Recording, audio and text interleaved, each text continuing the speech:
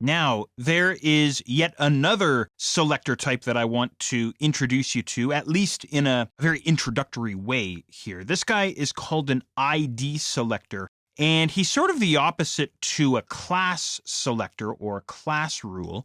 As I'm sure you remember, we can take a class rule and we can apply him as many times as we need him throughout our entire document, right? We can just simply apply him over and over and over again whenever we want the content taking on that formatting, right?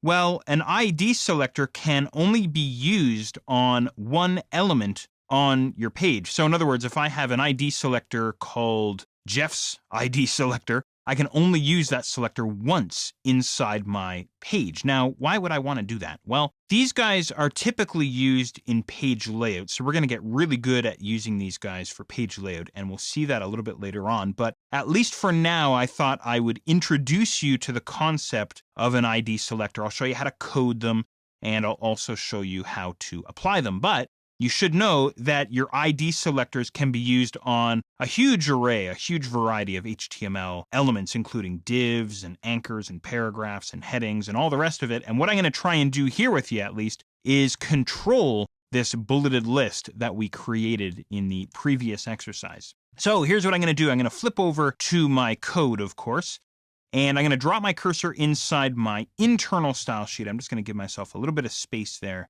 Class rules are always preceded with a period, right? Well, ID selectors are always preceded with a number sign or a hash mark. And then you can name these guys whatever you like. Again, no spaces or special characters. Okay, so I'm going to call this guy attractions. There we go. Uppercase or lowercase, doesn't matter. Although you'll have to remember, because these guys are case sensitive when we go to apply them. And then, of course, as always, inside our curly brackets, we'd throw in whatever formatting we want, right? So give me a moment here. I'm just going to throw in some quick formatting. I'll throw in a font size of 13 point, and I'll set the font family to Georgia. And maybe I'll set the font style to italic. There we go. So that's how you create them. Pretty simple, right?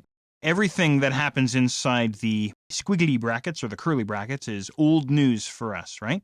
But the important thing is that you have the number sign or the hash mark at the beginning of these guys.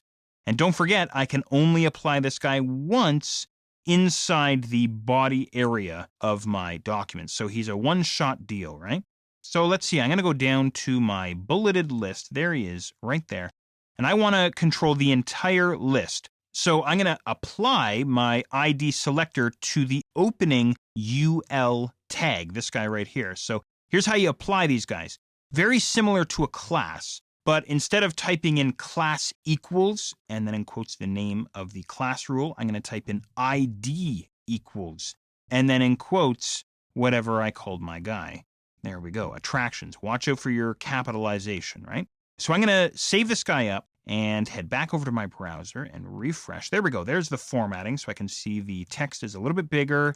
I can see the italics happening there as well. The font family changed. But don't forget, I can only use this attractions ID selector once. This is it. And of course, at any time, I can go back and I can make whatever changes I want to the actual attractions rule, just like we've seen with all of our other rules, right? Maybe I decide I want to come along. Actually, this is kind of a cool one. Let me show you this.